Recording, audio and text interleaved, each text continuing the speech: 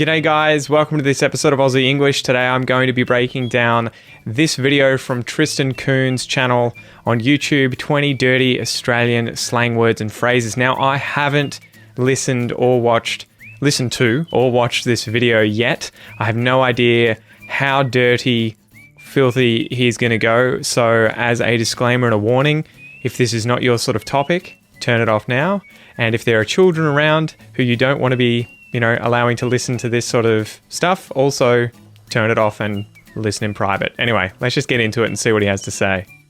What's good, y'all? Tristan here, and today we're gonna be going over to the dark side of Australian English. We're gonna be talking about the most gruesome, vile, nasty, dirty, perverted Australian words. Words that you would never say around your mother. So, if you have weak ears, if you don't like sexual, dirty topics, then click off this video, leave now. But if you wanna know some dirty Australian slang, you wanna get a little taste of what they say here down under, then keep watching, because we're getting right into it. 20 dirty Australian slang words.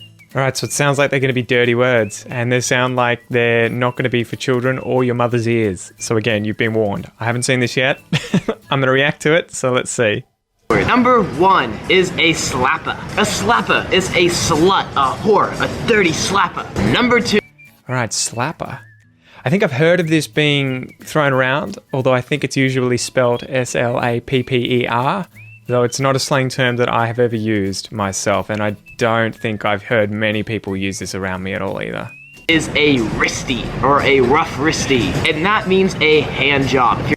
Alright, so he got that one. So a wristy is a hand job, and I guess for those of you who don't know, it is where a woman or a man is giving a hand job to another man, and it's a wristy because you're using your wrist. So dirty fast. We got into the dirty ones fast.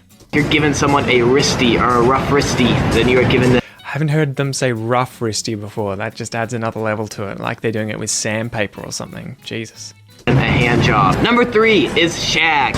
Oh man, shag's a good one. All right, so everyone uses shag in Australia. This is just to have sex in general.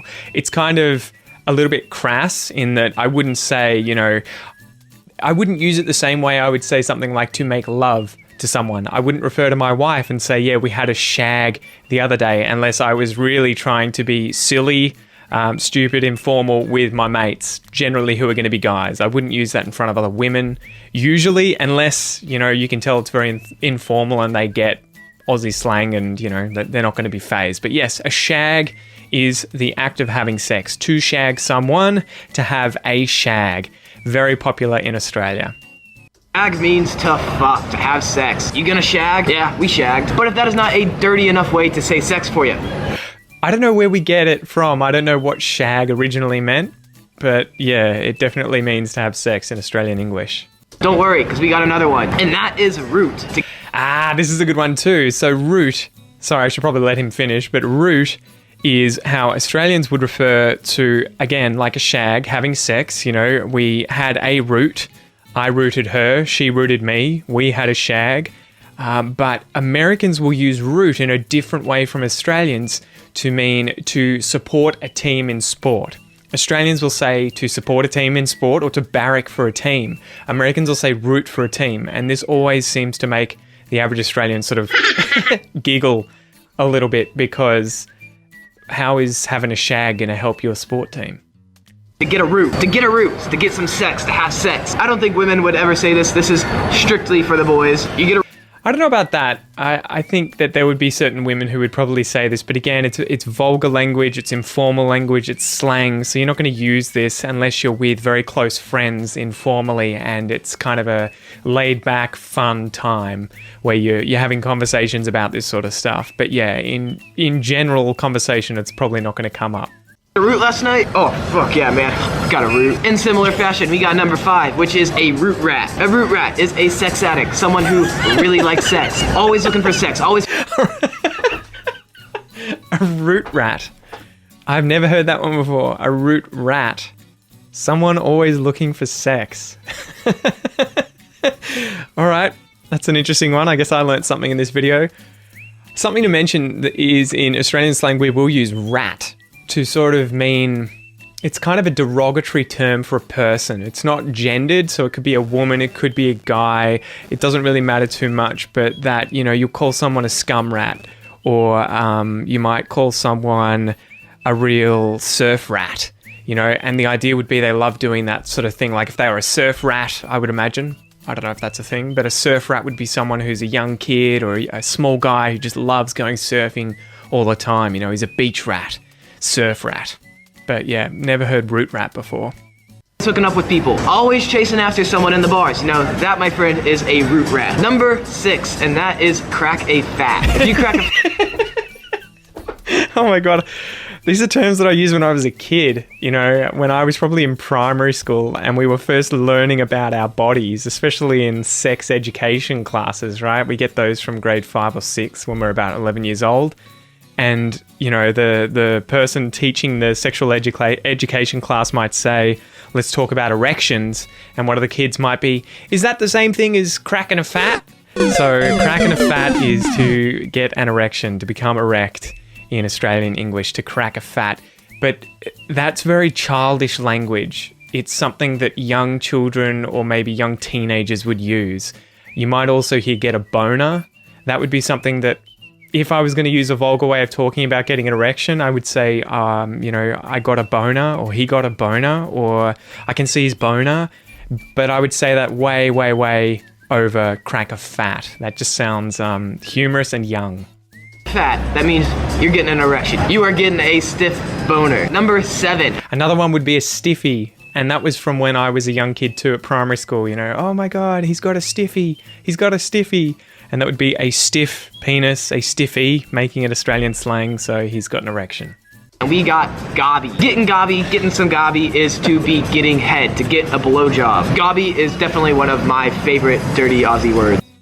All right, so gobby, I guess the basic idea here, as you said, it's a blowjob or to give a woman oral sex, to give her head. But it would be to use your gob, which is your mouth, right? So you can use that in a non-sexual way and just say, shut your gob, you know, or he's always got his gob open. So gob is mouth and gobby is a blowjob. Again, vulgar, informal, probably not something I would use unless I was specifically trying to be gross, funny, humorous, and very informal. Next up is a fuckwit. A fuckwit is a fuckwit. It's an idiot. I don't know how else to say. This is a beautiful one to use in Australian English. I use this probably on a daily basis, especially when driving. There are quite often a lot of fuckwits driving around on the roads. You know, they cut you off. They do stupid things. They're fucking idiots. They're fuckwits. So you'll hear this a lot in Australia. It's the same as sort of a moron, a muppet, a dingbat, an idiot, a fucking idiot, a fuckwit. And wit would be how clever they are. So obviously putting fuck in that somehow makes it negative and they're stupid. They're just a fucking idiot. They're a fuckwit. This one is not as harsh as the past couple, but it is used a lot, and that is a wanker. You fucking wanker. The weird thing is this guy's spelling them all with an A at the end. Wanker would never be spelt with an A at the end. It would be spelt with an ER at the end. A wanker, right? Like as in a person who does something. You put the ER on the end of it. A player, right? ER, not A. We'll say it as a wanker, but we spell it with an ER. Anyway, to wank can be a verb, and again, it means to masturbate, right? So if you are a wanker, you are someone who masturbates a lot, and for whatever reason, Australian, you know, culture has decided that people who wank a lot are wankers. They are annoying, stupid, frustrating. It's kind of a light way of saying fuckwit, right? He's a bit of a wanker, you know, but again, informal. The good thing is too, I should mention, we're not thinking about the act of masturbation when we call someone a wanker. So the same with fuckwit or any of these sort of insults. You don't really think about the act in and of itself. It just has this negative connotation. Oh, that guy's a wanker.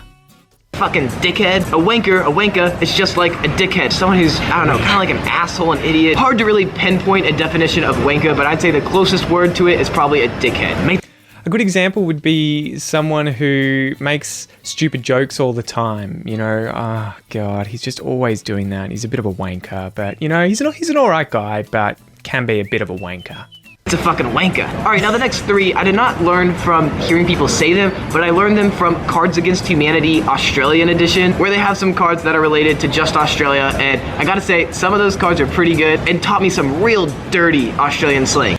I should probably sort of give you some context here. Cards Against Humanity is a card game. I haven't played it in a very long time, but it's where you'll get dealt out cards that will say different phrases on them.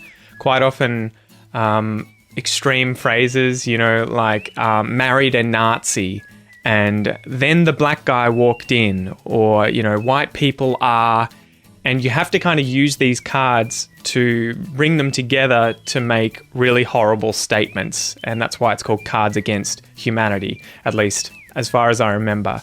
But he's talking about apparently there being an Australian edition, so this will be interesting. So, brace yourself. The first one is a soggy sayo. A sayo is short for a square Australian biscuit. And a soggy sayo is pretty much when a bunch of guys get in a circle and they wank, they jack off, they do a little circle jerk onto a sayo, onto a little square biscuit, and the last one to finish has to eat the biscuit. Oh my god. So this was a myth that used to go around, and again, please God, I hope there are no children or people who are easily offended watching this. When we were growing up and at school, there was this myth going around that young boys, whether they were gay or not, would play a game where they stood in a circle and had to masturbate and ejaculate, cum, on a biscuit. And the last person to come on the biscuit had to eat the biscuit. I've never actually met anyone who's actually taken part in this sort of stuff. I've just heard. It was always one of those rumors that would go around like, oh yeah, that guy, he plays Soggy Biscuit. And we would call it Soggy Biscuit. I never heard of it being called Soggy Sayo. So that's the first I've heard of it here. But yeah, that is so weird that he's learnt that.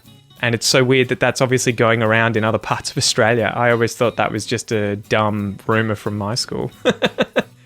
Hence the name Soggy Sayo. You don't believe me? Soggy too, by the way, is like, what would you say, moist, wet. It's absorbed a lot of water.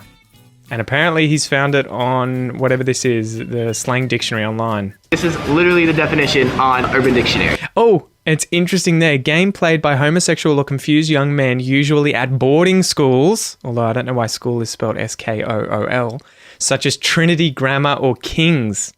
So there you go. That stereotype is also there because I went to one of those toffee, wankery private schools as well. So I guess that's why it was why it was coming around at that school. Next up is a diggery-dildo. So a diggery-doo is an instrument that looks like this. Oh my god, did he just call it a diggery-doo? Mate, you've got it. Ah, okay, yeah, he said I said it wrong. Yeah, diggery-doo, didgeridoo, didgeridoo. It is an indigenous instrument that, well, got one right behind me, to be honest. You know what a didgeridoo is, right? So, I assume what this is going to be referring to is a didgeridoo being used as a sexual tool.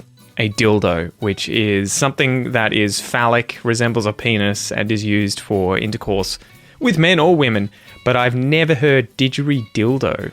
But, sounds funny. This that the indigenous people of Australia play. Well, a diggery-dildo is pretty much a dildo that is the size of one of those instruments, a giant dildo. Okay, never seen that or heard of that anywhere in Australia. I can't imagine anyone could ever use a dildo as big as a didgeridoo.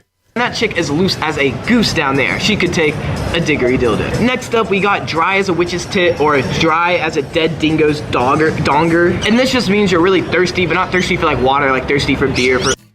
What? No. Does it? Thirsty for alcohol. Dry as a witch's tit, dry as a dead dingo's donger. I think I've heard both of those before, but I don't think I've ever heard them referring to someone wanting to drink alcohol.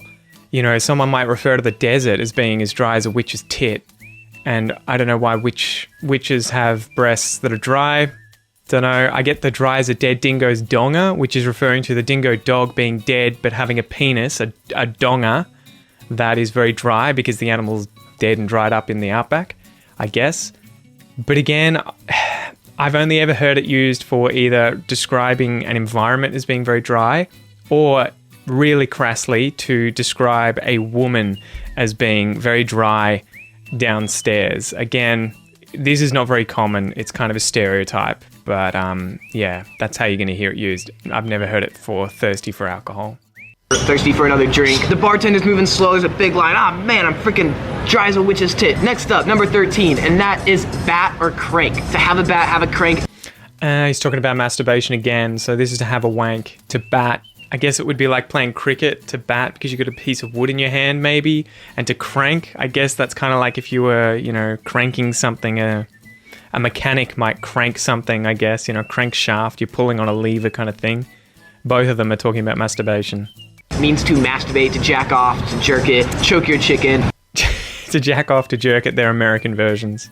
Whatever you want to call it, but just know in Australia there are 2 more ways to say it, and that is bat and crank. Number 14 is an axe wound, and axe wound is just a vagina. I think we might have this in America, but I don't know, I haven't really heard it in America before, I don't think, like maybe once. Also, I think that's just a really crass term. I don't know if that's uniquely Australian. I've heard axe wound and gash to refer to the way in which a vagina can look like a wound. If you really want to be crass again, I'm really surprised he had that in there. Oh, Jesus. Something you can know, here's a little bonus one, is fanny. So in America, fanny is like a polite way to say like your butt. Like you say it's like a kid, like oh, like your bottom, your fanny, your behind. But in Australia, your fanny does not refer to your ass. A fanny in Australia refers to a vagina. Next up is... So that's it. Again, this is very young language. So this is kind of like crack a fat or have a stiffy or something. Crack a stiffy. From primary school, people would say fanny, you know, and willy or something for your genitals. So the girl would have a fanny, the boy would have a willy, but it's not something adults would ever say. I think at least most adults, unless they're being stupid, ironic. But yeah, fanny. And it's one of those things you hear Americans say it, and again, it makes us laugh because they're talking about their bums, or they might be talking about a bum bag that we would call it. Those little bags you strap around your waist, they call them fanny packs. I don't know why they have a pack of fannies in them, but yeah, that always made me giggle. Is a franger, and a franger is a condom. Kind of like how we say in America rubbers, but here in Australia, rubber doesn't mean condom, it means... Don't know why it's called a franger. Eraser. Speaking of condoms, you're going to want to put one on your... That's true as well. They call rubbers, they call condoms rubbers in America. We would refer to a rubber as something to rub out, you know, a pencil on some paper. And fella, he's going to talk about fella, which is again probably talking about his penis. Old fella. Because here in Australia, old fella, your old fella is a way to refer to your penis. Penis, what am I, 12? Your cock, your schlong, your dick, your phallus, I don't know, whatever you want to... That's so funny though. He's like, penis, what am I, 12? It's kind of the inverse. An adult would use penis. Someone else using, you know, cock or whatever would be a lot younger, I feel. Next up, number 17, and that is pash. Pash in Australia just means to make out. The next 3 are... Yeah, pash, to kiss passionately, right? To kiss passionately, to pash someone. They're making out, they're passion, they're having a kiss. All words that we do say, I guess, in America, like, it's not like they're like words you've never heard of, but they're words that we just don't actually use. And here in Australia, they love these words. These are like 3 of their favorite words. They say them all the time. And that is 1, fuckhead. A fuckhead. A fuckhead is someone who is fucked in the head. Someone who's just stupid and annoying. They're a fuckhead. Next.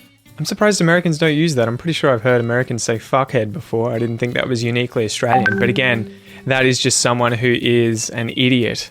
An asshole. Oh man, that guy's such a wanker. He's such a fuckhead. I hate that guy. He's a fuckhead. Next up, and I realized I kind of said this one in the beginning, but that is a dickhead. A dickhead is a jerk, an idiot. Of all the things I've said, that might be the number 1 used slur here in Australia. Actually, I totally take that back. That is the number 2 most said slur, dirty word or whatever in Australia. Because the number 1 most commonly... I have a feeling he's going to drop the C-bomb here. I'm not sure, but I have a feeling he's going to say C-U-N-T. Let's see. Said dirty Australian word is cunt. I feel wrong saying it. In America, that is like one of the worst words you can use. It is incredibly harsh. It is offensive. People will take a step back if they hear you say that. However, that is the total opposite here in Australia. In Australia, cunt isn't even a bad word. It hardly even has a negative connotation here. I mean, I guess it depends what group you're with, but it's definitely not any worse than like any other like curse word. Yes, it is. It's still definitely bad, mate.